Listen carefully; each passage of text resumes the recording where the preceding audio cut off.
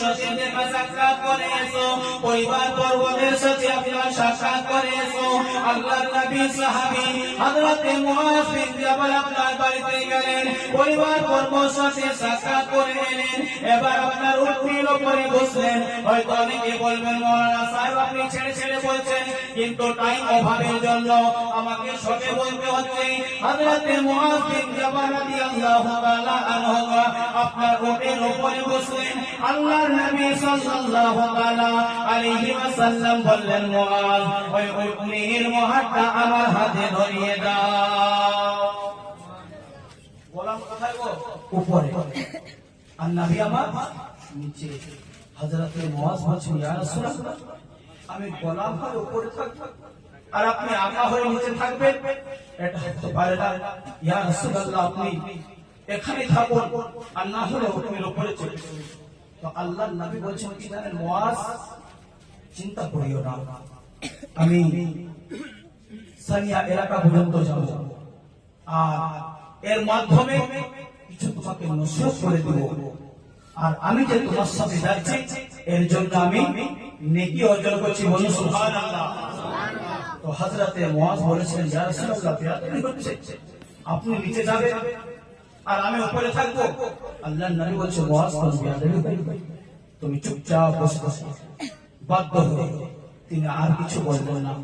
এবার ইয়ামানে যে তিনি কি করবেন সেই নবী আমার পদ্ধতি বলে দিচ্ছেন, মুআজ ইয়ামানে যাবে, পরিষ্কার হয়ে থাকবে, মুত্তাকি হয়ে থাকবে, মানুষদেরকে সত্য কথা বলবে, আপনার ইসলামকে প্রচার করবে, এমনকি তোমার ব্যবহার দেখে যাতে মানুষ বুঝতে পারে যে মুআজ নবীর রঙে রঙে গেছে। বলুন সুবহানাল্লাহ।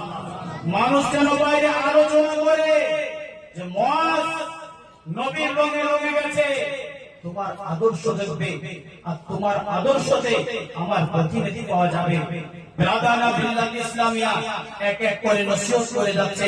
হযরতে মুআজ বলেন, মুআজ সাদা সিধা জিন্দেগি কাটাবে, সাদা সিধা সরল ভাবে, কিন্তু মৃত্যুকে আশ্রয় দিও না, ভরসা করিও না। অনেক কিছু নসিহত করলেন। এবার ওই পাহাড়ি আপনার পর্যন্ত চলে গেলেন। আল্লাহর নবী সাল্লাল্লাহু তাআলা আলাইহি ওয়াসাল্লামের কদম বসে করলেন, হাতে চুম্বন দিয়ে এবার মুআজ যাবেন। আবার নবী আমার ডাকলেন, মুআজ এটাই তোমার সাথে আমার শেষ দেখা, আর জীবনে এই দুনিয়ায় তোমার সাথে আমার সাক্ষাৎ হবে না। যখন তুমি মদিনায় ফিরবে আমার রওজা পাকে তুমি জিয়ারত করবে। হযরতে মুআজ রাদিয়াল্লাহু তাআলা আপনার ওয়াজের মনে কান্না করেন। আল্লাহর নবী বললেন, মুআজ কাঁদিও না। এখানে যদি কোন সাহাবীর জায়গায় ওয়াহাবি হতো কি বলতো, নবী ইলমে গায়েব জানেন না। আর এখানে মুআজের বিশ্বাস ছিল যে নবী ইলমে গায়েব জানেন।